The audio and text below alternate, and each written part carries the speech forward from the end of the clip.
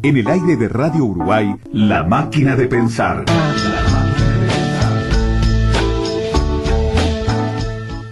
Eduardo Milán, en tu doble condición de, digamos, de poeta y de crítico literario, y yo diría que en tu triple condición, porque este libro editado por la Biblioteca Nacional y ediciones de Linardi y Rizzo, Apalabrados, que contiene la poesía completa de Salvador Puch, cuenta con un prólogo tuyo, con una especie de estudio preliminar, y además estuve leyendo, hiciste el prólogo de nada menos que de Apalabrar, uno de los libros emblemáticos de Salvador Puch.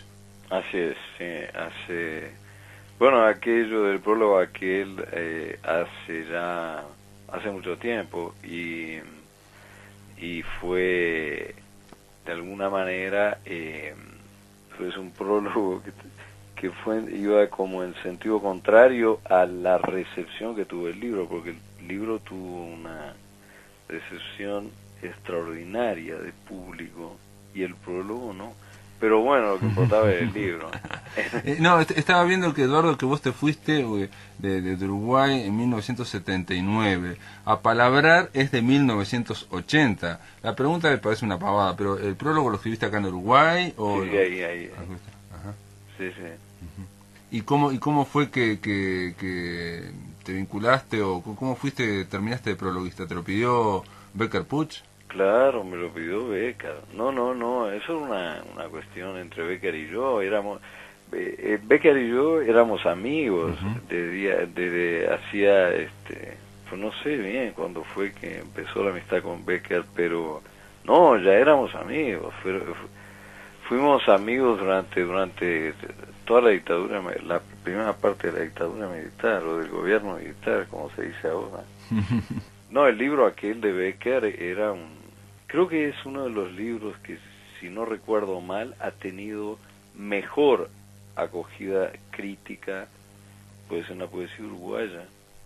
Sin duda yo lo conversaba la semana pasada con con varios poetas, entre ellos Elder Silva, y le arriesgaba o tiraba una otra hipótesis, esa que uno puede arriesgar, de que más allá, obviamente, de la calidad de Apalabrar, estaba también el tema de, digo yo, mirá, te digo lo que le dije a Elder, había como un peso muy importante en poesía de la generación del 45, de la generación del 60, y que apareciera en el 1980 un libro con entidad propia, un libro que, aparte, en pleno páramo de la dictadura, de alguna forma todos estos jóvenes poetas que recién ingresaban a la poesía o iban a ingresar, lo tomaron como bandera.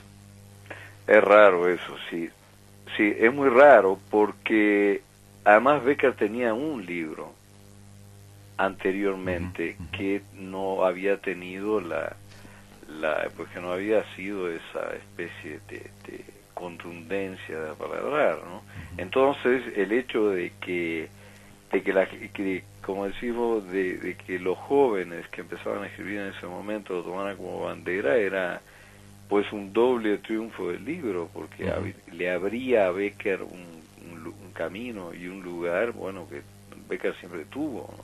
Y yo creo que Becker hubiera tenido, claro, un poco ladeado, marginal, si no hubiera hecho la obra que hizo posteriormente a partir de Apalabrar, porque La luz entre nosotros es un libro y el poema del comandante Guevara son como momentos muy importantes para la poesía uruguaya.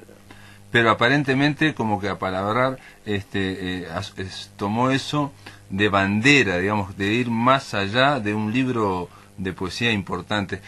Por ejemplo, a mí una cosa que me sorprendía, se lo comentaba Elder Silva, era la que poetas jóvenes de estéticas y de estilos muy diferentes, todos son unánimes. Alfredo Fresia plantea de que en torno a este hombre y a Apalabrar hay una unanimidad sorprendente. Cierto, es verdad, ¿no? Es verdad, porque además fue un libro como tú lo dijiste, está la cuestión del contexto político, social y también poético que que iba como por abajo, por otro lado, pero que estaba inmerso en el contexto, de un cierto quietismo, una cierta parálisis y una referencia siempre a ese pasado que tú mencionaste, que era el de la generación del 45, como última generación contundente Claro. en la poesía uruguaya. Y bueno, esto venía con otra dirección, que en un contexto políticamente cerrado, para ser benevolente, porque parece que hoy es la benevolencia lo que nos acompaña, que un libro surja en un libro como Apalabrar surge en un ambiente tan poco propicio para ciertos planteos de carácter estético o artístico, no es muy frecuente, aunque parezca mentira, la misma cerrazón ayuda a que se destape algo. Además, el libro de Bécquer no era un libro subversivo, claro, así, claro. ni tampoco atentaba contra el estado de cosas, ¿no? Había sí un trabajo intelectual y lingüístico que Bécquer siempre tuvo y se plantaba ahí, pero además él era un hombre definido políticamente, tampoco iba a renegar, pero sí señaló algo importante para mí, el libro que aparecía en ese contexto y que lo escribiera Bécquer, y era que la poesía no tenía necesariamente por qué ser una poesía mimética de una situación, o sea, no tenía por qué ser una poesía cerrada si el criterio era cerrado o si el contexto era cerrado, como un emblema de que aquí enmudecemos todos hasta que cambie la situación, ¿no? Eso me parece muy importante, me parece un acto de salud poética muy grande. Hay un detalle, yo lo comentaba la semana pasada, quizás no menor, digamos, Juan de Marsilio también lo planteaba acá, que el primer poema de Apalabrar se llama Apalabrar a modo de introducción. Estamos hablando de un libro de poesía que se publicaba en 1980 en medio de la cerrazón más oscura, la negritud más oscura. Era una cosa en la cual no había ninguna rendija, ¿no? Todavía no había ocurrido, por ejemplo, el plebiscito del no.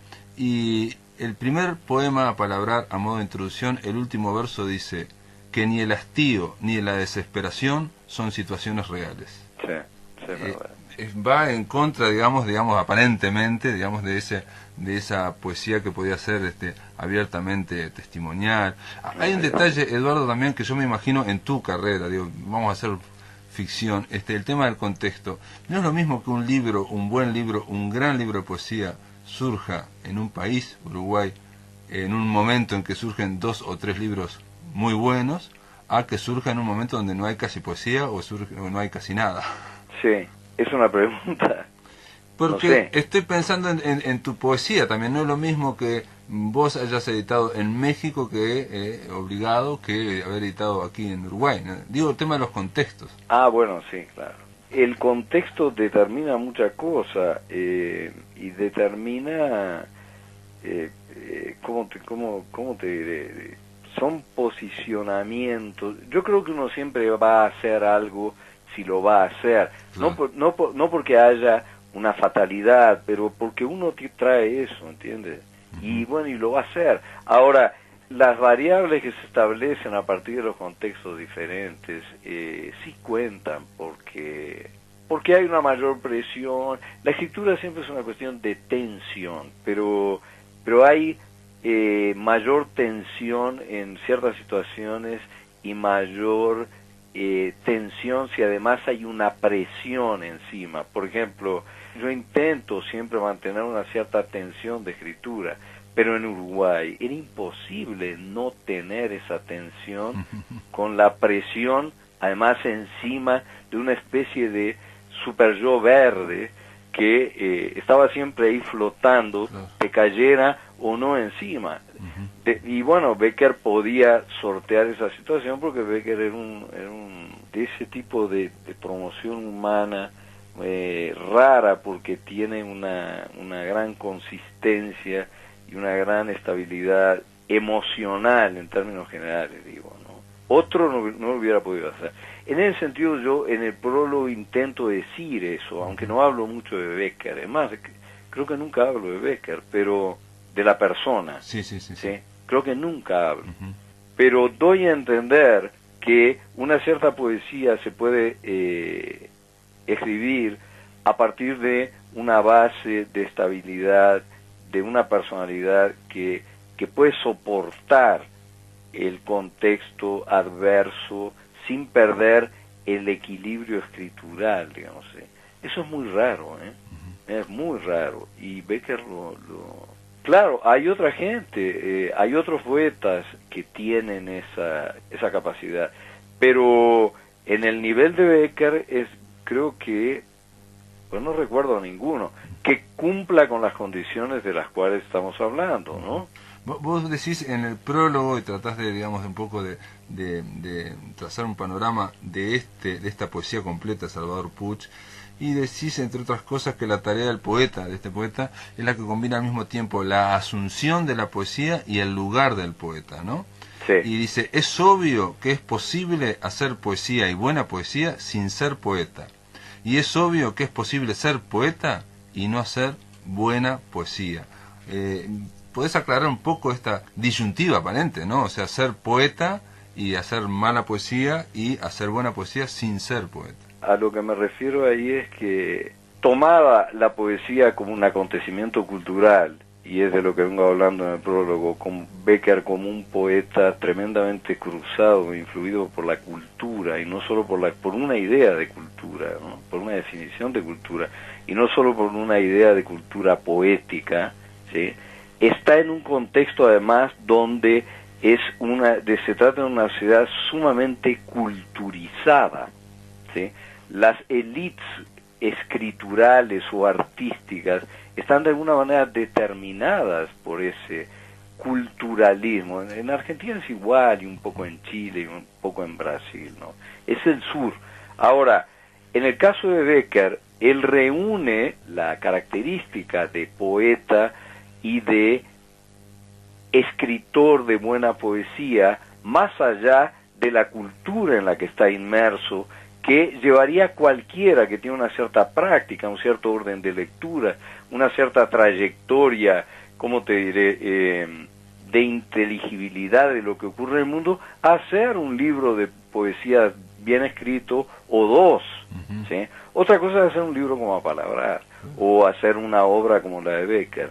Eso ya tienes que tener un respaldo, y eso también lo digo en el prólogo, de carácter mitopoético, digamos, ¿sí? O sea, aparte de ser poeta, tenés que creerte el hecho de que seas poeta, y eso en Becker era muy impresionante. Creerte el hecho de que seas poeta es creer, digamos, sin ser capaz muy exagerado lo mío, creer una especie de apostolado o de un papel que hay que jugar en la sociedad. O, como decía Medina Vidal, que era otro gran poeta uruguayo para mí, cantar con los que cantan, o sea, tener un lugar entre los que tienen un lugar. El problema del lugar en Becker siempre fue un problema, o sea, parece es una tautología lo que acabo de decir, pero él tenía esa especie de reafirmación constante de la cuestión del lugar, pero del lugar entre pares, digamos, saber que Becker creía, cuando habla de Petrarca, cuando habla de Hölderlin, que hablaba con Petrarca y con Hölderlin. Eso es mitopoética. Que pertenecían a la misma saga, por ejemplo. Exactamente. Que genealógicamente podían habitar el mismo impulso, digamos así. Y eso, bueno, hoy en día, después de que el racionalismo pasó, vino y finalmente triunfa, y lo cual está bien y está mal con una cantidad de cosas. Quiero decir, el hiperracionalismo, la racionalidad lingüística y la negación de todo lugar más allá de lo visible, o más allá de ese estatuto verificable de la realidad, creer que uno puede establecer un diálogo con poetas, con el lenguaje de los poetas que atraviesan el tiempo, es algo que a un uruguayo medio se le pasa por la cabeza. Bueno, Y esa es la verdad, Tiene que ver con algo que te propongo de seguir conversando después de la pausa, que tiene que ver con cierto cosmopolitismo y con cierta visión del mundo desde acá, desde el sur. Así es. Después de la pausa seguimos acá conversando en La Máquina de Pensar. Estoy conversando con el poeta, ensayista y crítico literario Eduardo Milán. Si querés volver a escuchar charlas, entrevistas o columnas, ingresa a piensamáquina.blogspot.com y bienvenido al corazón de las palabras.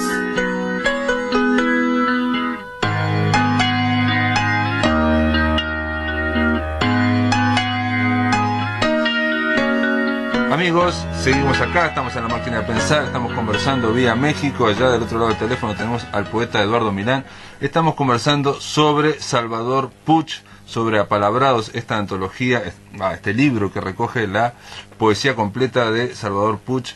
Eduardo, vos decís, estábamos conversando en el otro bloque sobre lo que sería la mitopoética, lo llamás vos, la idea también de generarte, digamos, un destino como poeta, una genealogía, o sea, un linaje, y de creérselo, digamos, de creer que vos sos un eslabón más de que viene, por ejemplo, desde Petrarca, por ejemplo, en el caso de Salvador Puch. Y decís esta frase, comenzás el prólogo, una frase bastante tajante en este prólogo, que decís: no conozco en la poesía latinoamericana, ni tampoco en la escrita en castellano, una experiencia semejante a la de Salvador Puch, donde la noción de cultura, en especial de cultura poética, adquiera tanta significación. Sí, bueno, podría haber sido más tajante y decir no hay, pero mentiría. Quiero decir, me hago titular de lo que alcanzo a ver.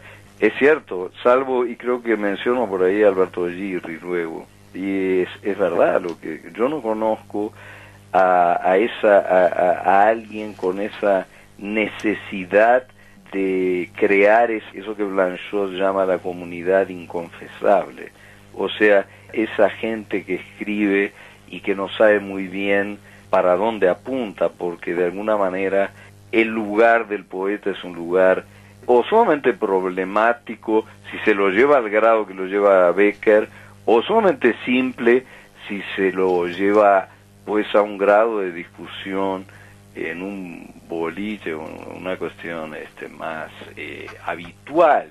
O sea, el que escribe es poeta y tiene un lugar, y aquí estamos conversando, y en fin. Pero no es tan fácil, porque ¿quién otorga lugar? ¿Quién da lugar? ¿Quién es la madre de la criatura, no? Y eso es sumamente discutible. De lo contrario, no existirían los líos entre poetas, las peleas por lugar, las negaciones, los ninguneos, o el brindis generalizado, que también es una política muy recurrente en estos días, donde las asociaciones de los radicales libres, digamos así, circulan por todo el área neoliberal, sonriente y casi triste hoy en día, ¿no? Sí, Eduardo, estaba pensando que a ver si tiene que ver con lo que estás diciendo. Recuerdo que Mario Lebrero, en otra cuerda, estamos hablando de narrativa, él le daba una gran importancia pero le daba y la cargaba con la voz, cuando decía, bueno, te felicito, colega. Sí, claro. Le daba y de hecho Elvio Gandolfo, recuerdo un artículo, decía que era como desproporcionada la importancia que le daba esa palabra, pero tenía que ver con esta idea, ¿no?, de creerse en un linaje, como diciendo, bueno, bienvenido a bordo. Claro, pero sabes que el otro, ese monstruo que era Lebrero, también tenía esa locura, entre comillas. Son, de alguna manera, tipos que pertenecen a la misma promoción de creencia. No estoy hablando, digo, Pablo, yo creo que eso queda claro, no estoy hablando de extraterrestres ni de gente mal colocada. Pero puede parecerlo, porque puede parecerlo porque, claro, estamos hablando de gente que se cree que le va la vida en ese oficio, que es un oficio, digamos, que tiene que ver con un linaje. Así es. Y es un oficio que no tiene utilidad práctica ni le brinda beneficio económico alguno, casi. Así es, no, pero además no son elegidos, se autoeligen y por eso se la creen, decía, ¿no? Y eso es lo más interesante de todo, porque si hubiera un señalamiento anterior o alguna fe en algún tipo de superstición o de cómo es bueno, ¿no? Es una fe, pero esto era una cuestión de creérsela, por eso el valor es mucho más grande para mí. Claro. Ahora, lo del lugar no redituable creo que es una cuestión fundamental, ¿eh? Y sigue siendo una cuestión fundamental. Hoy en los países del sur, bueno, en Argentina, parece que en Uruguay, también leí por ahí, están luchando por darles un retiro o una pensión a los escritores y a los artistas. Una cuestión mínima, como del lado poético no viene recompensa, porque ni el premio Nobel lo es, el Estado tiene que protegerlo. Es una cosa verdaderamente. ¿Te das cuenta? Escribís un libro como una obra como apalabrados y te convertís en una especie de pensionista apalabrado. O sea, es una cosa brutal desde un punto de vista de la dimensión a la que se apuesta por escribir o al escribir y la retribución, entre comillas, que te puede dar un Estado. Claro. No hay manera. No hay manera. Lo que pasa es que cuando se plantea eso, te digo, no voy a defender eso, pero cuando se plantea es en base en contraste a lo que está ocurriendo hasta ahora, que es la famosa pensión graciable, que quizás es más, no sé, puede ser algo peor. Pero un detalle sobre esta mitopoética, sobre el tema de que estamos hablando de Salvador Puig, pero ya hablamos como en general de la poesía. Sí. Hay una frase que vos decís: la poesía dura es posible en la medida en que deja de ser poesía dura. Ajá. Porque señalás que hay una crisis de la poesía como arte específico que salta a la vista en este presente, ¿no? Entonces planteás la necesidad, esa necesidad mitopoética, digamos. Yo creo que lo contrario a esa dureza, porque tomo la expresión de pensamiento duro, ¿no? Contra pensamiento débil y esto, ¿no? Ahora, eso se refiere directamente a una oposición a lo que sería la poesía más generalizada en este momento, que es una poesía blanda, digamos, que una poesía de acompañamiento existencial, en el convencimiento de que mientras haya poesía hay seres humanos, hay comunicación y todo, cosas en las cuales yo nunca creí y no creo.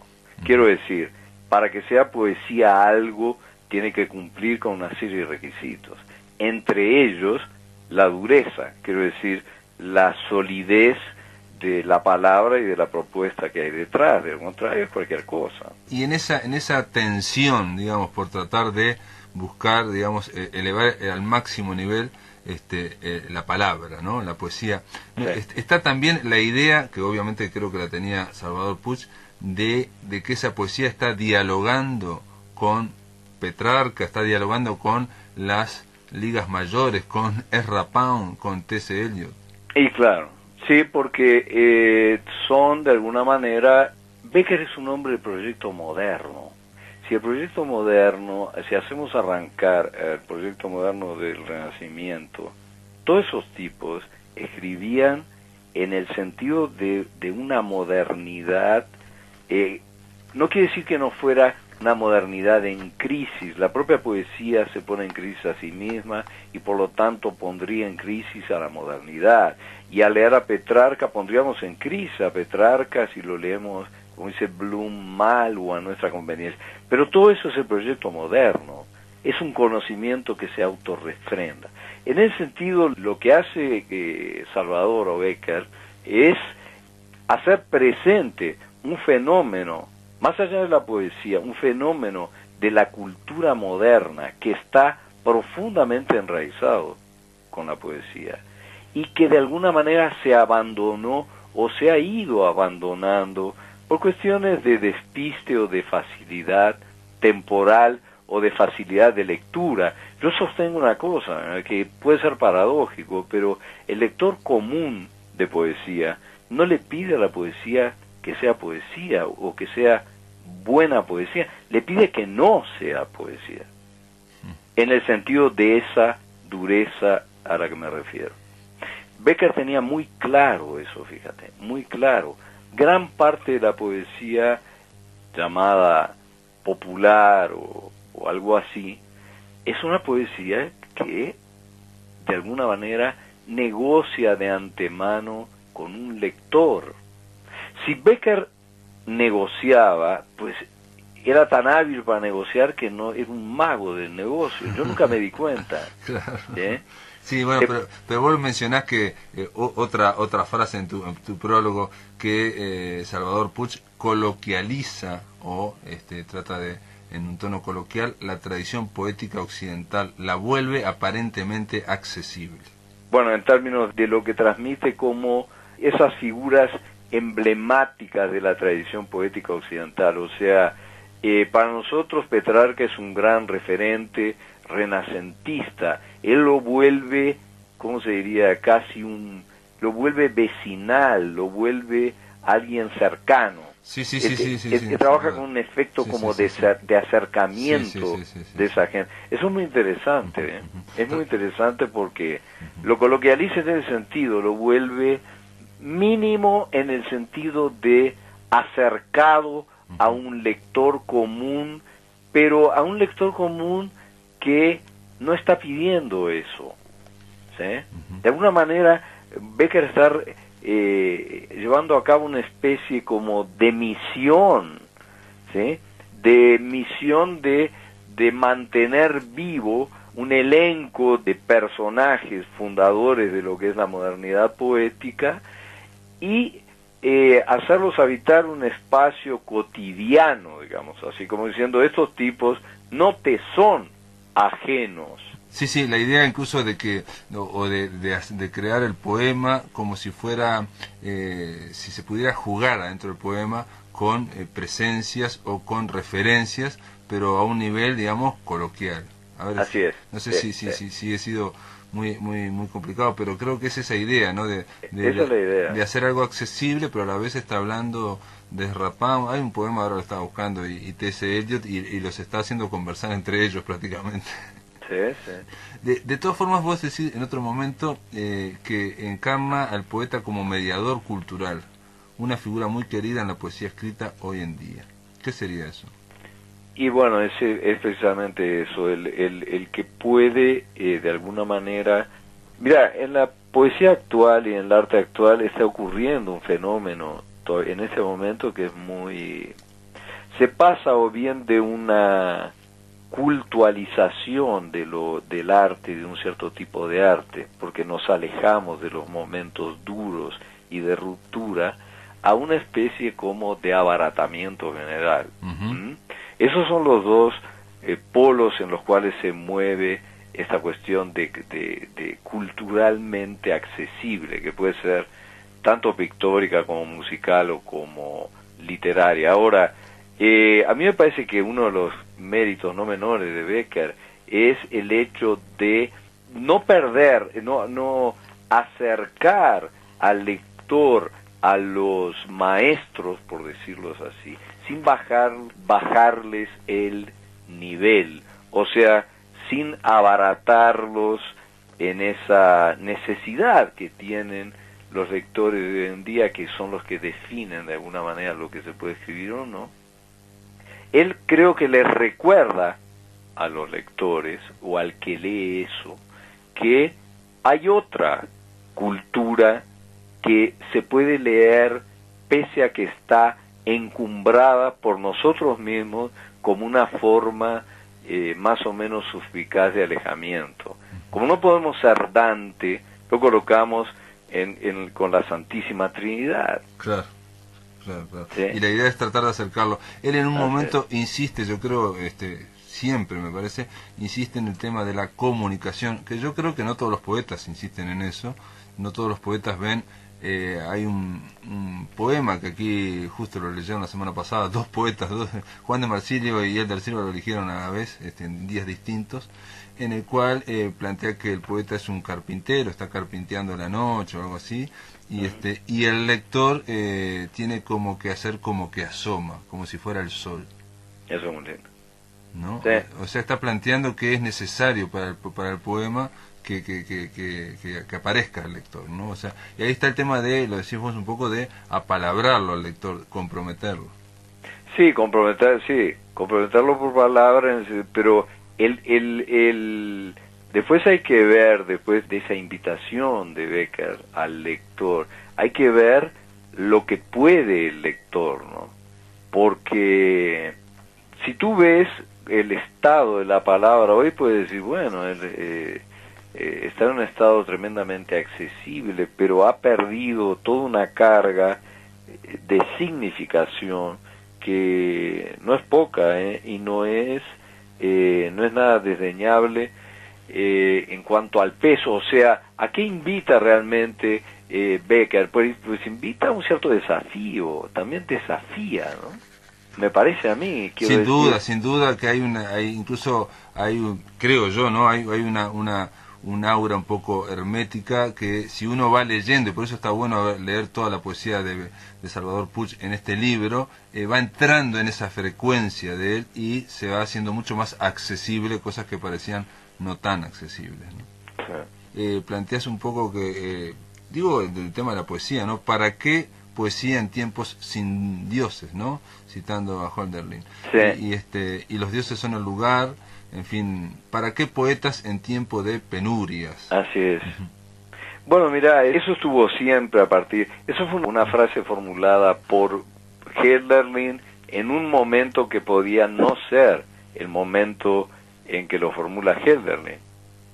Es una frase siempre formulable, digamos, siempre y cuando el diálogo sea ese. Quiero decir, los interlocutores sean eso. Es una frase que no se puede pronunciar hoy, no se puede formular en una época literalmente sin dioses, por el significado atribuido a los dioses en el cambio ese del siglo XVIII al XIX, que es donde se enuncia. Pero lo informulable de la frase y lo formulable de la frase reside en la capacidad de transmisión de la poesía, de esa escucha que es el interlocutor o la divinidad o lo que quiso decir Hölderlin, el que entiende lo que se puede decir. Y ese es el problema en el que estamos ahora, o sea, ¿hasta dónde entiende el que lee lo que lee? También está el tema de ahí, digo, un poco para terminar, pero el tema de la trascendencia, el tema de de lo que se transmite el poeta, y por eso la necesidad ahora, y quizás de generarse una mito poética, ¿no? La necesidad de dotar de sentido a lo que se está haciendo, a lo que se está construyendo, ¿no? Como poeta, ¿no? O sea, ya que me voy a jugar la vida, esto tiene que tener un gran sentido, y el gran sentido es me juego la vida porque yo estoy siguiendo el linaje de Petrarca. Y que es el mío, quiero decir, y que es el de toda esa serie de poetas que pueden reconocerlo o no, y pueden manejarlo explícitamente o no. Hay poetas que no tienen una cita donde no aparece un nombre emblemático. Si por ejemplo estoy pensando en cierta parte de la poesía de Paul Celan, y sin embargo era evidente que Paul Celan se incluía y no podía abandonar ese lugar simbólico otorgado que le otorga la poesía misma, bueno, que él se conquista en la poesía. Es eso, Pablo, uno se conquista o no se conquista un lugar en la poesía.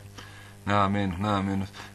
Vos planteás, pero bueno, esto sería otra pregunta, no sé si hacértela realmente, porque decís que la producción, la poesía de Becker fue muy buena, tiene mucho nivel, pero también tuvo sus vaivenes, ¿no?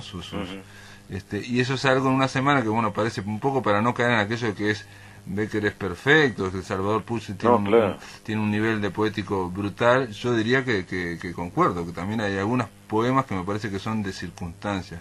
En concreto, por ejemplo, te comentaría esto, hay uno dedicado a la película de Jack Nicholson, En la Palabral, que me parece que solo se puede entender en ese momento, ¿no? De Atrapado sin salida. Sí. No, mirá, digo, no. Primero, yo no creo en la perfección en ese sentido. No creo en los poetas que no se equivocan.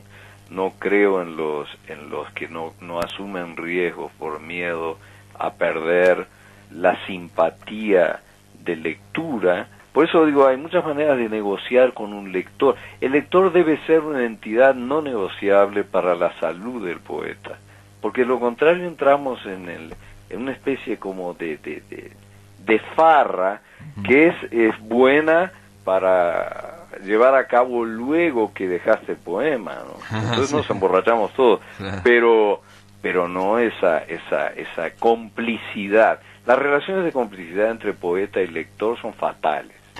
Siempre lo mismo, otra vez, o sea, no caer en el facilismo, tratar de buscar lo más difícil, y entonces para eso hay que dotarlo de un gran sentido, digamos, para poder atravesar ese sacrificio, entre comillas, que es la parte más difícil, y no caer en lo fácil. Eduardo Milán, te agradezco muchísimo que nos hayas, digamos, acercado tu idea, tu visión de Salvador Puch, y que haya de alguna forma, como la buena poesía, ayudado para conversar sobre la poesía en general, ¿no? No, muchas gracias a ti, Pablo, a la radio y a Germán y a todos ustedes. Un abrazo, te mando un abrazo desde acá, desde Montevideo, para México. Un abrazo para ti, muchas gracias de nuevo. Chao. Chao. Si querés volver a escuchar charlas, entrevistas o columnas, ingresa a piensamáquina.blogspot.com y bienvenido al corazón de las palabras.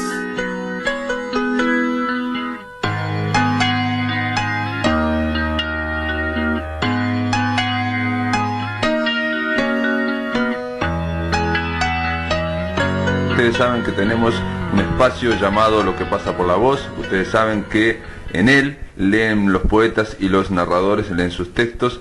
Bueno, ahora le toca el turno a Teresa Ami, nos va a leer poesías de su libro de poemas Jade. ¿Qué ocurre cuando el cuento y la poesía pasan por la voz? La palabra a través de la garganta y junto al corazón transforman al texto. Cuando pasa por la voz, un espacio para oír la voz de poetas y narradores.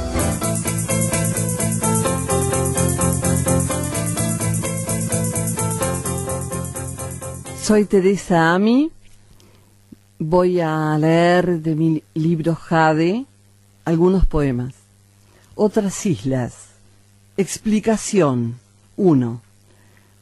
Una isla es una sombra única, una tierra inaudita, una toma en primer plano de película americana, un terreno de gitanos sin tiempo, una cueva, la duna con el lobo muerto, el jardín de Cherniansky en Londres, Villa Cleóbulo detrás del cementerio turco, el consultorio de Freud con almohadones de terciopelo, su sala de espera, Lu Andreas al atardecer en el vagón de un tren, la casa de los aduaneros y la angustia de Montale, la habitación 303 del Hotel Hellert en Budapest, el balcón sobre el puerto de Poros, la noche de Theodorakis en el Herodes Ático, el viejo cuarto del 601, la sala en penumbra en el campo y la araña en el rincón, el acuario de Dubrovnik, una conversación sobre poesía, una poesía, la angustia de la traducción de una poesía, la isla de Egina,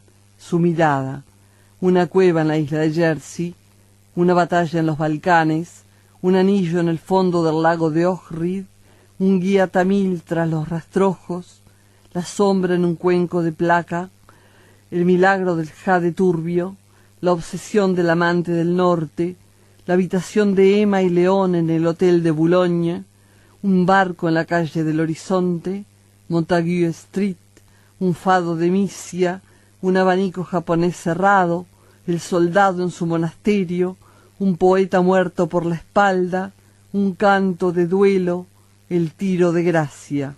3. Un acorde de bajo, un galpón con conejitos colgados de las vigas, la sangre en las heridas, el aria de una ópera, una altura terrible, una iglesia bizantina, al caer la tarde el olor de los cerezos, el aura de tus sienes, el balido de una cabra en la nieve, una llaga viva, el broche de mi madre, una medusa perlada, el espejismo de una estrella en la arena, un castigo en secreto, un amor en secreto, un secreto, la mirada de un cuadro de mi padre. La isla de Egina. La noche como un cofre de la piedra caliza ordena en despojados capiteles el templo, de Afaya desolado y Umbro desdeña la imagen solar del mediodía, abajo 8000 metros de profundidad oceánica de la tristeza. La media oscura resplandece en la tiniebla, fugaz tiza tallada, lejos y abajo se oye gritar los comerciantes sirios en medio de sus sedas y sus cobres batidos. La miro como quien mira en su pasado un lago en el que se refleja un capitel, una luna de saúco, un rostro superpuesto a aquel otro, una noche como esta. El parque de Libeñe. Huellas de pasos en la nieve del patio, pero eso será todo. Ha sido un día de opalina y la tarde cayó, como caen las tardes, como patos heridos, en el aire 2, 3 o 5 disparos que desgarran, y los hombres se dan por satisfechos. La nieve refleja el parque en la cuesta de la casa. Quien anduvo al acecho vendrá a buscar el rescoldo caliente, la mesa recién puesta, la cama. Esta es la mesa tendida, el rescoldo, la cama.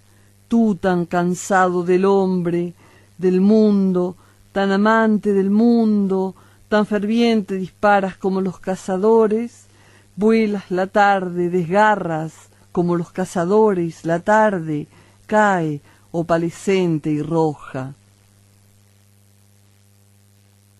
Entre luces me arrastra entrecerrada, entremezclada luz igual lo veo, rozo con la pierna desnuda el borde del sofá, allí está todo, lo llevo todo allí arrastrado conmigo, 20 pasos es poco, dime, corazón mío, si lo dispones, más tarde será tarde, arrastrada entre luces me dejo ir, centella, entre los 4 vientos que beben en el cáliz.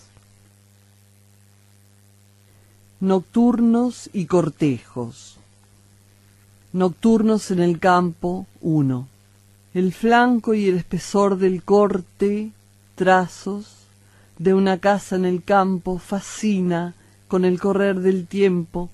Éramos chicos, solo sabíamos las historias contadas por los mayores, sobre aquellos rostros aparecidos de noche entre las rejas del dormitorio y el miedo provocado por los hombres barbados y sus armas.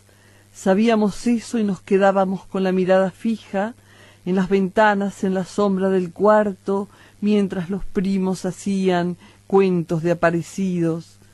Las noches eran así, entre el miedo y la fascinación, con los brillos de los cuadros familiares, oyendo trajinar un poco más a mi abuela, que en la sala tomaba su última copita de licor, guardado en el armario oscuro. Eclipsa ese tiempo de centella a la orilla del arroyo, el monte, los caballos, foto sepia del disfrute, o bien infieles. Nocturnos en el campo 2. Eran las tardes pálidas como las lilas, las tardes de resolana al resguardo en nuestra sala, las tardes de leer tirados en la baldosa fresca, las tardes de juegos con piedritas en la mano, tardes de la cruz de sal en el patio de aljibe, tardes, la tarde de la araña en el rincón. Después al anochecer volvían los hombres del trabajo, los caballos sudados, bañados, cepillados, las mujeres miraban fotos quemadas en la sala del armario, oscuro, con el viejo vaso de cristal de Dubrovnik, tardes también de sol y arroyo, de esconderse, nadar y matar en el monte. Eran los veranos después inolvidables, amargamente alejados hacia atrás, sarta de aguamarinas las tardes elegidas, en el cuarto de baldosas aire de jade turbio.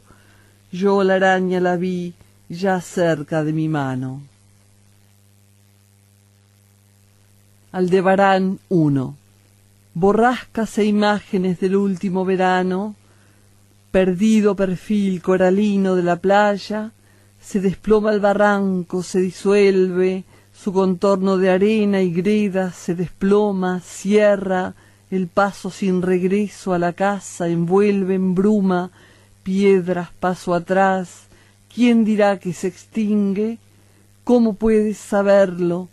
Nadamos juntos toda la tarde, tu camisa gastada ondea en la cuerda, quedan los libros sobre la piedra caliente, estrella furtiva, constelaciones lejanísimas, boca arriba alucinados una miniatura de cobre, se pierde entre el tilo indolente, y si fuera así, entonces insondable.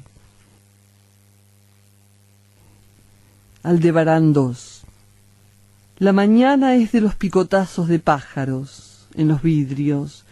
Ya es la hora de las tareas del mar, como océano que miente, azul grisáceo, el fondo del barranco, anís perlado, clavos de olor, orquídea, salir a buscar los tesoros que deja en las noches de luna como platos, a veces enorme gema de ópalo naranja, a veces alabastro, a veces carey adormilado o resplandeciente perla, que ilumina la marcha por la arena entre las dunas y permite evitar al lobo muerto.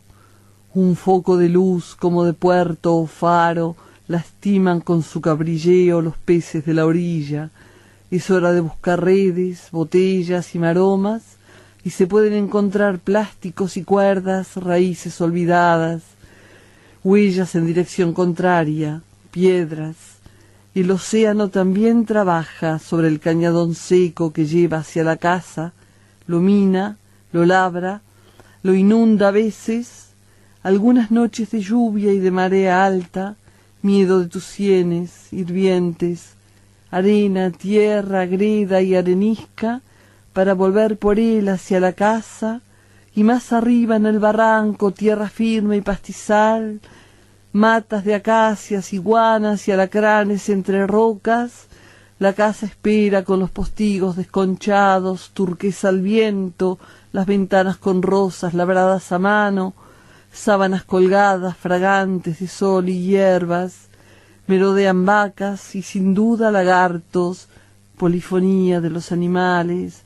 Es la hora del sol inclemente y hay que protegerse entre las paredes frescas, capilla ardiente, hora de subir al dormitorio, leer con los postigos entornados, está en juego el paisaje y la geometría de los cuerpos.